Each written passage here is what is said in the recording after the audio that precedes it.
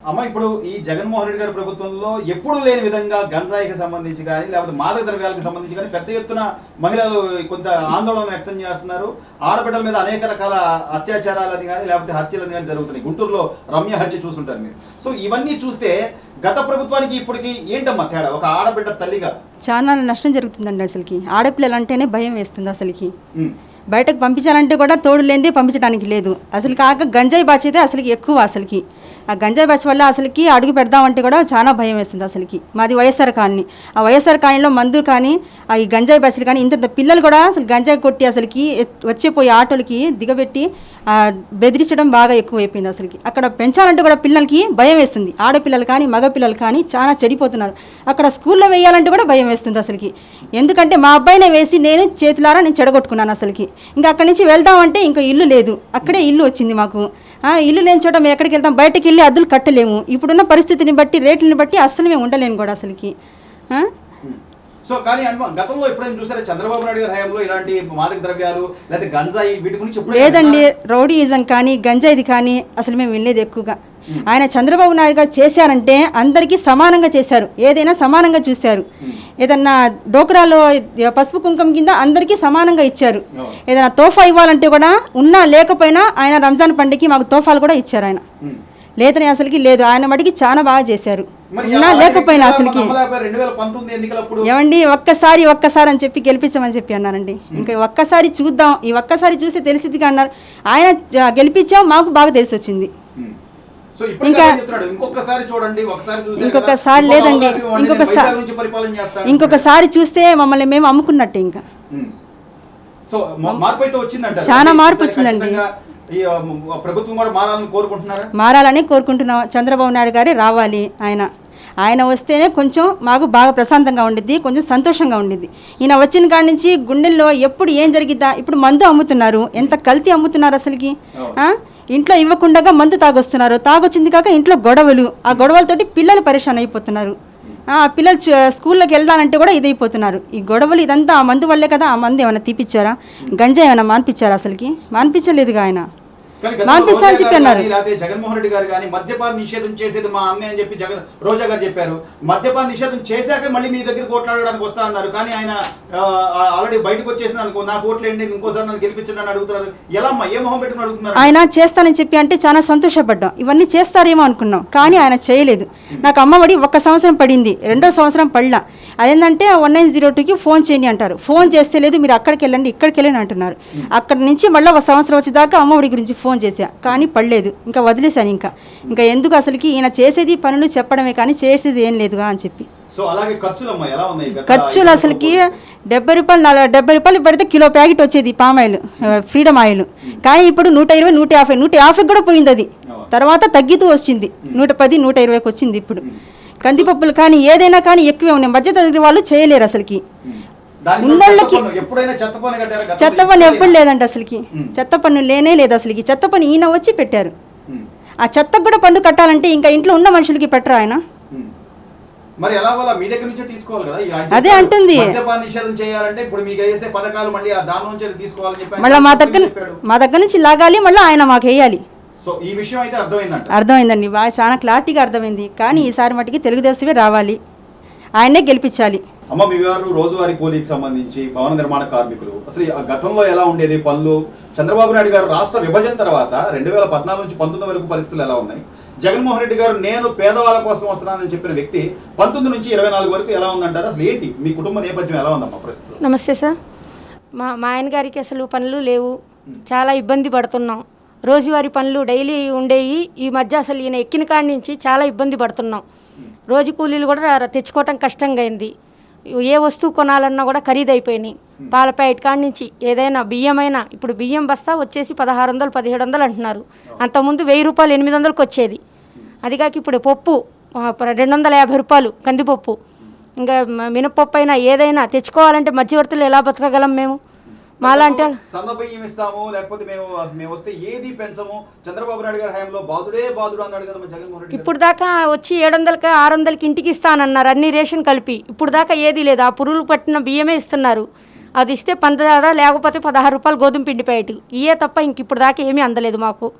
టైలరీస్ డబ్బులు కూడా వేస్తామన్నారు, ఇప్పుడు దాకా వేయలేదు. 2 విడతలు ఇచ్చారు, 2 విడతలు క్యాన్సిల్ చేశారు. ఏంటి అంటే ఏందనేది రీజన్ చెప్పట్లేదు. వారంటీస్ అసలు పట్టించుకొని కూడా పట్టించుకోవట్లేదు. వాళ్ళే చలామణి అవుతున్నారు. కుటుంబాన్ని నడిపేది మహిళలు, మీకు తెలుసు నెలవారీ ఖర్చులు ఎలా అవుతున్నాయి, ఎంత ఉంటుంది, లేదా ఇంట్లో తెచ్చే ఆదాయం ఎంత ఉంది, ఖర్చులు ఎంత అవుతున్నాయి, పండుగలు వచ్చినా పబ్బాలు వచ్చినా పిల్లలకి అసలు కొత్త బట్టలు ఏమైనా కొనగలుగుతున్నారు? ఎక్కడ అసలు తెచ్చుకోవడానికి తినడానికి కష్టంగా ఉంటే ఇంకేం తెచ్చుకొని ఇచ్చేస్తాం. ఆయన వేసే 13,000 రూపాయలు ఎటు వెళ్ళిపోతున్నాయి, వచ్చేటప్పటికే సరిపోతున్నాయి అక్కడికి అక్కడ. అమ్మఒడే అందింది కరెక్ట్గా, కానీ ఇవన్నీ ఏమీ అందలేదు మాకు. అది సో అమ్మఒడి కూడా 13,000 లేకపోతే దాని గురించి మళ్ళీ దానిలో కటింగ్స్ ఉన్నాయి. 14,000 ఒకసారి 13,000 మళ్ళీ 13,000 అలా ఇచ్చారు. ఇప్పుడు 15 చేస్తాం 18 చేస్తాం అంటున్నారు. అది కూడా ఎంత భరోసానో తెలవదు. మనకైతే నమ్మకం అయితే లేదు. మరి ఇంట్లో మగవాళ్ళు తాగకుండా వస్తున్నారంటారా? అసలు ఎందుకు తాగుతాం, ఫుల్గా తాగొస్తున్నారు. ఇంకా మందు రేటు తగ్గిందని మందు మంచిది కాకుండా ఇవ్వటం, ఇంకా గొడవలు అయిపోవటం, ఇది జరుగుతుంది ఇంట్లో. ఇప్పుడు సంవత్సరానికి ఆయన ఇచ్చే 13,000 మనకి కనపడుతుందా, లేకపోతే ప్రతిరోజు మన ఇంట్లో వాళ్ళు ఈ మద్యపానం అలవాటు వల్ల రోజు పెట్టుకునే ఖర్చులు ఎంతెంత అవుతుంది ఇవన్నీ ఆలోచిస్తే ఆ 13,000 ఏమోకైనా వస్తుంది అలా లెక్కేసుకుంటే అసలు ఏది పనికిరాదు.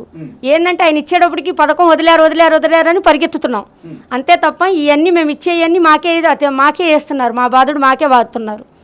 అది జరుగుతుంది. ఓవరాల్ గా ఉంటారమ్మా ఈ 5 ఏళ్ల ప్రభుత్వం జగన్మోహన్ రెడ్డి గారు నేను ఉన్నాను విన్నాను అన్న మాటలు ఈ రోజు దాని మీద నిలబడ్డాడంటారా? ఆ మాటలు అసలు లేదండి.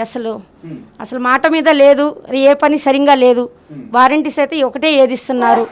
వాళ్ళ పరిపాలన అసలు బాగాలేదు.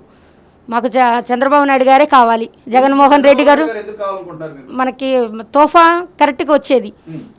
మనకి రంజాన్కి ఇచ్చేవాళ్ళు, కొత్త సంవత్సరం కూడా కలిపి మాకు మళ్ళీ సంక్రాంతికి కూడా ఇచ్చేవాళ్ళు.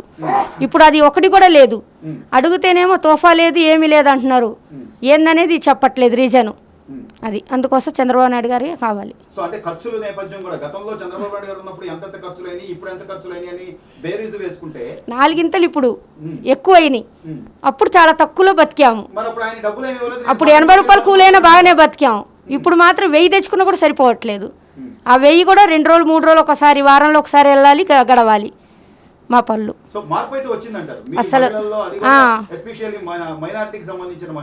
మాకు మాత్రం వచ్చింది బాగానే మార్పు ఈసారి. సో అలాగే అమ్మ ఒక తల్లిగా ఈ రోజున ఆడపిల్లలు బయటికి వెళ్తే వాళ్ళ మీద జరుగుతున్న అఘాయిత్యాలు కానివ్వండి, లేదా కొంతమంది పిల్లలు ఈ డ్రగ్స్ కి, గంజాయికి, హెరాయిన్కి వీటికి అలవాటు పడిపోతున్న పరిస్థితులు కానివ్వండి, మాదక ద్రవ్యాలకి లోనవుతున్న పరిస్థితులు కానివ్వండి, ఎప్పుడైనా గమనించారమ్మా ఆంధ్రప్రదేశ్లో, అది కూడా మన ఏపీలో ఇలాంటి పరిస్థితులు ఎప్పుడైనా గమనించారా? చెడిపోతున్నారు బాగా. తిరగటాలు ఇవన్నీ పట్టించుకోవట్లేదు. పోలీసుల జాగ్రత్త లేదు. అటు ఇటు ఏ సందులోకి వెళ్ళినా భయం వేస్తుంది.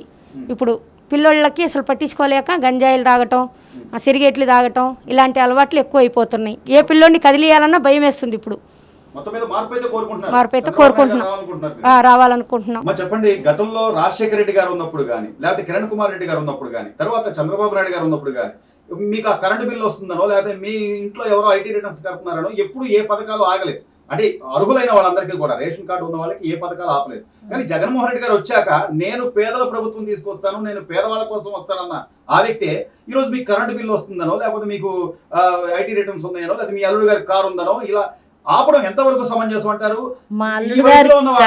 ఈ పెన్షన్లు అనేవి ఎంత ప్రాముఖ్యత అందరికి తెలుసు కదా, ఏం చెప్తారు మీరు? మీ పెన్షన్ ఎందుకు ఆగిపోవచ్చు? మా అల్లుడు గారికి కారు ఉందని హౌస్ మ్యాపింగ్ లో నా పింఛన్ ఆపేశారండి. 9 నెలల పింఛన్ కోసం చాలా ఇబ్బంది పడ్డానండి.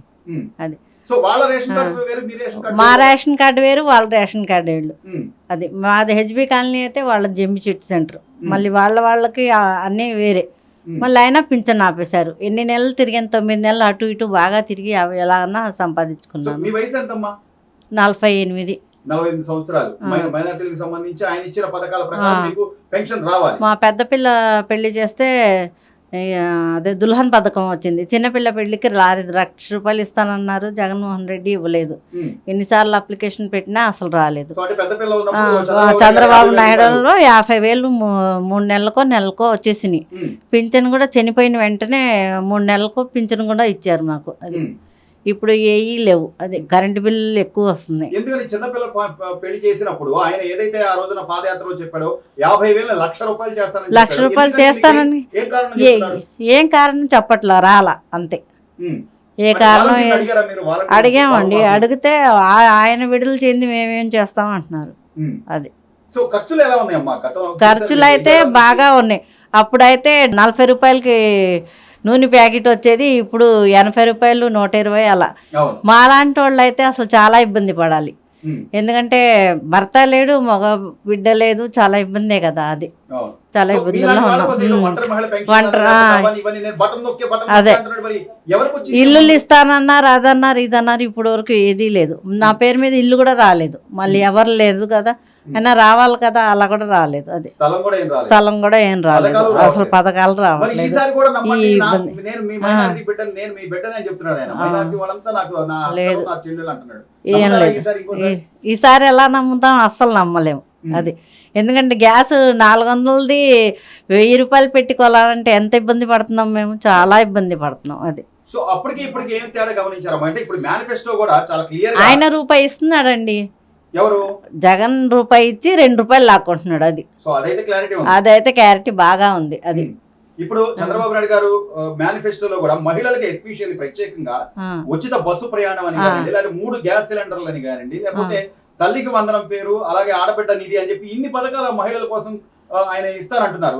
ఆయన ఇవ్వగలరంటారు? నమ్మకం ఉందా ఆయన మీకు? మీద నమ్మకం ఉందండి. ఎందుకంటే దుల్హన్ పథకం కింద ఇస్తానని చెప్పే కదా ఆయన నమ్మకంతో 50,000 ఇచ్చారు. అవును. ఈయన 1,00,000 రూపాయలు నేను ఇస్తానని చెప్పారు, కానీ ఎవ్వరికి రాలేదండి. ఎందుకంటే మా చుట్టాల్లో చాలా మంది ఆడపిల్లలు పెళ్ళైని అసలు ఒక్కళ్ళకి కూడా డబ్బులు పడలేదండి. మా పెద్ద పాపకి ఇలా చేసామో లేదో 3 నెలలకు డబ్బులు పడినాయండి.